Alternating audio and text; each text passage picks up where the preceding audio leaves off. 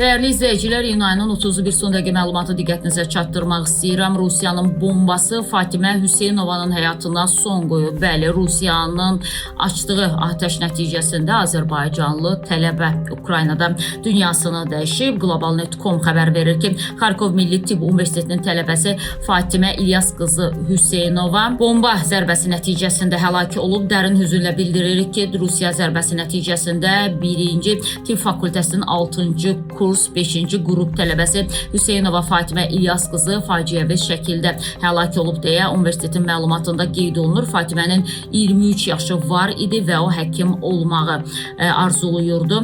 O böyük əzmlə təhsil alırdı, həyatını tibbə və insanların xilasına həsr etməyi arzuluyurdu. Nurlu, xeyirxah, səmimi, məsuliyyətli və qayğıkeş insan kimi müəllimlərin, tələbə yoldaşlarının, dostlarının və onu tanıyan hər kəsin yaddaşında əbədi qalacaq. Onun həyatı növbəti Rusiya zərbəsi nəticəsində vaxtsız yarımçıq qaldı. Bu hücum daha bir günahsız gəncin gələcəyini, peşəsini, arzularını və planlarını əlindən aldı. Universitet rəhbərliyi, müəllimləri və tələbələri Fatimənin ailəsinə və yaxınlarına dərin hüzünlə başsağlığı veriblər. Allah rəhmət eləsin.